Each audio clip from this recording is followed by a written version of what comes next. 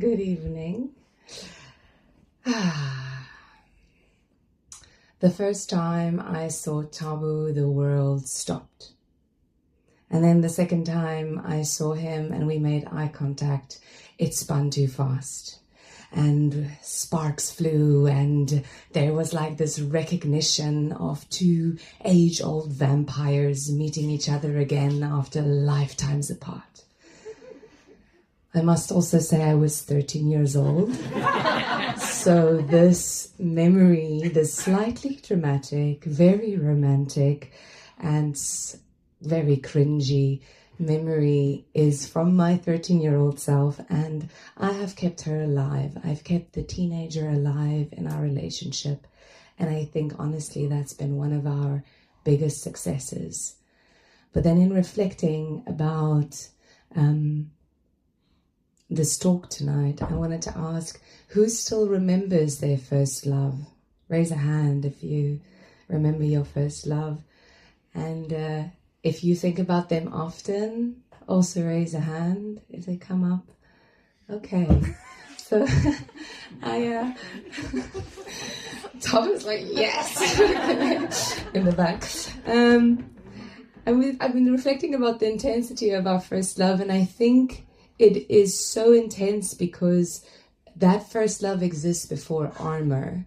It exists before ghosting and dating apps and learning to negotiate your expression of love because you don't want to look needy. It exists before we negotiate vulnerability and try to be strategic about it. And it is a love that is raw and innocent and curious, and it's a love that has not hardened by disappointment yet. And one of the things I want to speak about tonight is what happens when we build that relational armor and then never really take it off or never let it die. And what happens when we let it die?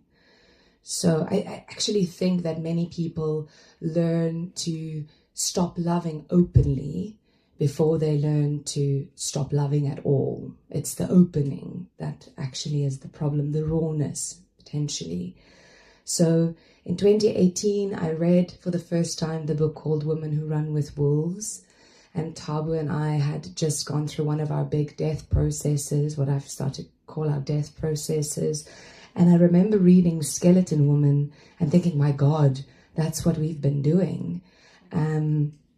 So shortly, Skeleton Woman is about a fisherman that accidentally catches a skeleton woman in his net. And he is so frightened by the death and so horrified by her that he pulls his net into the boat and races to the shore, and then pulls the net out of the boat and runs to his tent and drags his net behind him. And as he looks back, it looks like the skeleton is chasing him, and he doesn't realize that she is caught in the net. And so he gets to his tent and he lights the fire. Thank God he's safe. And there she is, collapsed in the corner. And again, he's struck by the death of her, and he's terrified and horrified. And as he sits there and he looks at her frozen, something changes, something softens. And he starts to untangle her bones, and he straightens them. And he fixes a little bit of hair that she has left on her scalp. And he cleans her body of all the debris from the ocean. And he wraps her in his furs. And he starts to sing for her. And he mourns for her. And he cries over her. And as he goes through this mourning process, the flesh starts growing back. And she becomes a breathing woman again. And they're lovers. So Clarissa Pinkola Estes uses this story to speak about how frightened we sometimes are of death in a relationship. And then we kill the relationship prematurely because an element of it dies, but not the entire relationship dies. And I think this happens, these cycles of life and death happen everywhere. It happens in creativity, in business, in identity, as we just heard. Like, we go through these things that we think about ourselves and then we have to let them die. Life is constantly asking us to release a part of ourselves and let something new be born. But that's scary, right? It's really, really difficult. And tonight the focus is on relationships, so I won't share about all the business and the creativity and the identity, but I want to just say that I include in long-term relationships, friendships as well. I think it's a very undervalued area. We look at love relationships as the focus, but as we've just heard, there's so many different ways that we can express love and feel relationships. So let's think about long-term relationship when I speak about that through the lens of friendship as well. But we're not just interested in long-term relationships. We're interested in passionate, exciting, stimulating relationships, right? Not we stay together because that's what we do and that's what's safe and that's, what our parents did. They stayed together. So I think the willingness to let something die and something new be born is the focus here. And I started seeing this everywhere in my work. As you've heard, I work as a creativity doula, and I call myself doula because doula is at the birth and at the death. I like that word, that you can be in both transitionary phases. And what I noticed was that sometimes something dies, either a friendship or a relationship or a part of the relationship, whatever, something comes to an end and people dig a shallow grave. They throw some dirt over the pain and they try to move on. And the next tree they want to plant in their garden of life, they dig open this half-decayed corpse. And they're so horrified by this half-decayed thing that they can't really fully go into the planting of the tree. Both is a ceremony, right? A proper burial and a proper planting. So how do we deal with this process of mourning and really digging a proper grave? So I started dating Tabu when I was 13. We dated for 6 months and then something strange started to happen. I started to feel restless. There was like this upgrade that needed to happen. But no matter how many times I wrote him pink inked letters sprayed with perfume, we couldn't break through at age 13. So we broke up. And at the age of 13, this was devastating. There wasn't a lack of love or attraction. And looking back now, I can see what had to die there was simply the novelty of first love. Because we were no longer discovering each other. We were starting to getting to know each other. And this was terrifying to me because I didn't think that if he got to know me, he would continue to love me. So when the hormone phase started fading, I thought something was wrong. That pull wasn't there, and that curiosity that you have in the beginning and that excitement that you have wasn't there so much. And we had to now actually start to build something that's a bit more lasting. And of course, at 13, we didn't know how to do that.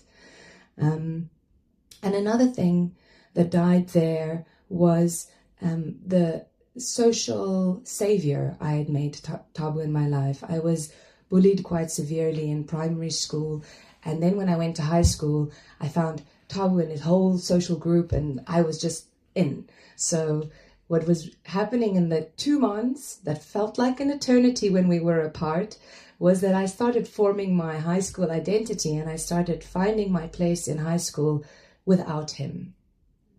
So we came back together and it felt like a completely new relationship. And then it happened again in grade 11. Something was out of sync, something frustrating, something had to change. We didn't know what to do, so we broke up.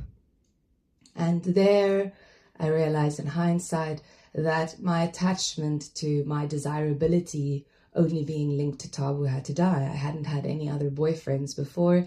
And in that break, I think it was about 3 months or maybe 6 months that we were apart, I'd like my first love experience with someone else. So I realized, okay, I'm actually sexy outside of the relationship.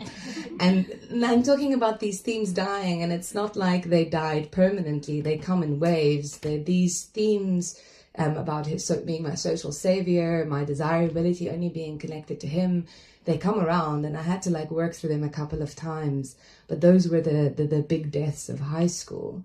And every time we broke up, we didn't think that this is a break and we're going to come back together again. We broke up as in, this is the end forever. Bye. You're dead to me. It was so dramatic and so severe. And so we got to then experience our individuality outside of the relationship every time that happened. And so we came back with new perspectives, new experiences, and that's why we felt fresh to each other. But also every time we came back, there was this question, is there still enough here? Enough curiosity, enough passion, enough aliveness, enough with each other so that we can continue? And every time the answer was yes. And then it happened again. And it was at the end of university, and I decided to move to South Korea. And we were like, oh my God, other side of the world, what are you doing? But the part of why I decided to move away was also because this frustration, this out of sync thing started happening again. Our relationship had to go through an upgrade. And again, we didn't know what that was about. But when we came back together, we were in a long-term relationship, long-distance relationship. And we had to negotiate emotional intimacy over the phone and negotiate sexuality over distance. And looking back, I realized that that's what we needed. We had been together since the moment we saw each other, and only the distance gave us the opportunity to grow that kind of deep friendship of talking to each other over the phone, and the emotional intimacy started really, really to grow. So you think that it will be done, but it happened again, and it happened last year. But this time we recognized it. I was at the end of my master's degree. I was burned out, overstimulated, exhausted, and it was the first time in a long time of not having a long-term project to keep my creative energy occupied. And I was lost, actually, in myself. But instead of recognizing it myself as an internal process, I started attaching them to the relationship.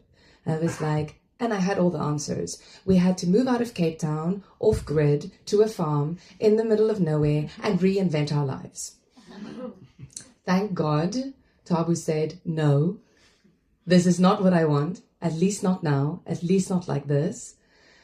And his honesty brought us to another death process. And I remember saying to him, I know this feeling. We've gone through this before. And he said to me, yes, 7 years ago, you did the same crazy shit. You moved to South Korea. And now you're moving to Sierbrak, to the middle of nowhere. And I was like, okay, you're right. We've done this before. So maybe now we can navigate it without breaking up. Like maybe we can go through this thing without having to go through the full drama. It was still very dramatic. I packed my entire life up. I said goodbye to Cape Town as if I'm never coming back. I'm back. So the truth was that I still deeply loved him, was still in love with him. The attraction that has always been there was still there, but I also did not know if we were still meant to be together, if we were still aligned. I thought maybe we were high school sweethearts, and then university lovers, and then people who navigated their 20s together. But who knows?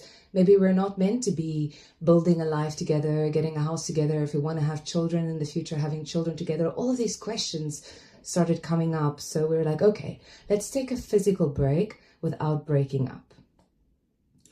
And we went all the way to the edge of the possibility that we were maybe not meant to be in the next phase with each other. And it was excruciating and really, really difficult. And again, another death happened. But for me, the death then happened of the shoulds. What adulthood should look like. What long-term relationshiip should look like. What I should want.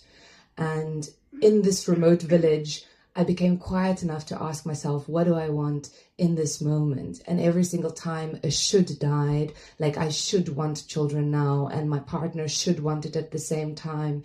When that thing died and I went through my death process in my little cabin, I could ask myself, okay, well, who do I want to go into this life with next if that should is not a part of the story? And every single time it was Tabu. And this happened over and over and over. And what was born in the process was the understanding that I wanted for now, not a fantasy lifestyle, but I wanted something honest, something evolving, something that felt alive for both of us. And what I realized is that I mostly had that already. I had just started engineering dissatisfaction into our relationship because I had lost connection with myself. So what I've learned through all these cycles of long-term relationship is that it requires a kind of ruthless honesty with yourself, because death will bring you to the truth, baby. They require a healthy attachment so that you can nurture the relationship, but a healthy unattachment so that you can also let the things die that no longer serve you and serve the relationship. Because sometimes the actual relationship is ending, and sometimes a part of the relationship is ending, and knowing the difference, I think, is the art.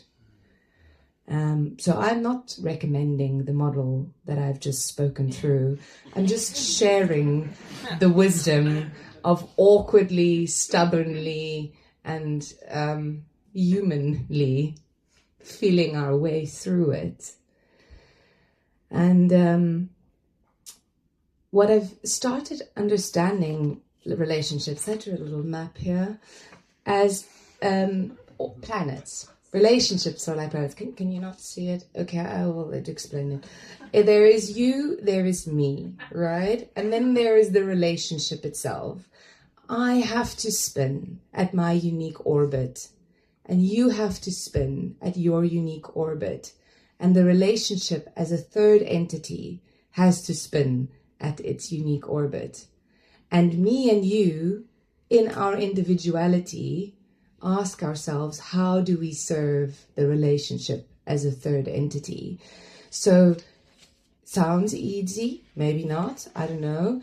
It's fucking difficult because it's not one person disappearing into the other. It's not one person sacrificing themselves for the relationship. It's both people trying to maintain as individual as possible and serving this third entity as the relationship. Because the moment that I lose my orbit and I start adapting to Taba's orbit, I'm like, oh, this is a nice rhythm.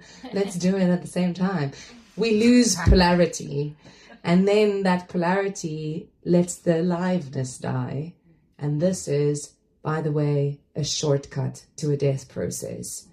We become too similar, too enmeshed, and then there's no excitement. So instead, it's asking and saying sometimes, this matters to me. This is important to my autonomy. And then the question becomes, can the relationship stretch to include that truth? Or does it reveal a deeper incompatibility? And I think this is also maybe where the difference between the relationship ending and a part of the relationship ending comes in. Can the relationship stretch to accommodate both of our uniqueness and the truth that is important to us? Or are we incompatible here and the relationship, the third entity, can no longer be served, and me and you can also no longer be served in that? This requires constant negotiation, which is why we also changed our label from monogamous, that we did about 10 years or 12 years, to monogamish. It felt like the ish created a bit more space for the negotiations that needed to take place. So, another thing that I wanted to share was how important, what helps with this negotiation for me has been authors like Esther Perel, Brené Brown, because they have taught me to say, even through gritted teeth, the story I'm telling myself right now is, or a part of me right now is saying, and that just helps me to give that little bit of distance. And this brings me to humor, how important humor has been in our dance, how easily we laugh together, and also how fast we turn to play after conflict, because when conflict becomes totalizing, it is devastating to a relationship. And I struggle with this still fully. All of this that I'm sharing is still a learning. Like, I have not mastered this. I'm sharing this in the unfolding of it. Because there are moments where I'm absolutely furious and Tabo tries to bring me back through humor and touch, and all the activated parts in me deeply needs touch and humor, but I'm resisting it because I'm trying to be right. And I know the moment I'm going to soften, I'm going to lose my rightness, my position, and I'm like, no, don't touch me right now because I'm thinking how wrong you are. So this has led me to understand that relationships are not powerful or successful because of the absence of rupture, the absence of death. They are powerful also because of repair, life, and how these two intersect with each other. And last night I was thinking, I didn't draw this map, I should have, but let's imagine a circle, life and death sit almost right next to each other on the circle. There's all this other stuff in between. And I think below the life and death extremity, there's also a kind of normalness, a kind of I don't want to say monotony, but a kind of just chilling in life together. And I think that there's also a glorifying of the life-death part that sometimes happen, the drama of it, and we get addicted to the drama of life, death, life. But chilling in the in-between, I think, is also an art. But that's not the topic tonight. The life and the death is. So, last thing I've learned from this whole life-death life cycle thing is that that relationships will require you to look uncool, to be sincere, to allow yourself to be tender, to look soppy. And I remember in high school, I think it was around just before the final high school breakup in grade 11, where I was like, I'm not going to tell him I love him anymore. I say it all the time. And I know I want to say it 50 times a day, but I'm just not, I'm going to wait until he says it. And I became so dry and bitter because it's my love language to say I love you and not his. And at that point, I thought saying I love you, expressing love was like giving away power. And that was also something I had to let die. And this is something beautiful that I've integrated in all of my relationships. I say I love you all the time, 50 times a day, even if I have to, even if it's overdue, over the top. And I think that's the 13-year-old. It's the pink love letters with the perfume. I lay it on thick, even to the people that are friends. I appreciate you. I'm attracted to you. I like you. I love being around you. I really try to share this because I think one of the biggest tragedies of life is not heartbreak. It's withholding love out of fear, right? And it's so sad that we do this. So I think that's ultimately what Skeleton Woman taught me, that relationships survive not because we avoid death, but because we learn to stay present through it, to mourn it, to untangle, to repair, to choose again, to allow ourselves to meet each other as new people over and over again. Because essentially, if you allow yourself to be creative enough, we are always new. He exists in my mind only, so I can reinvent him all the time. We choose to love like 13-year-olds, naively, vulnerably, openly, soppily, on the other side of death and heartbreak. Thank you.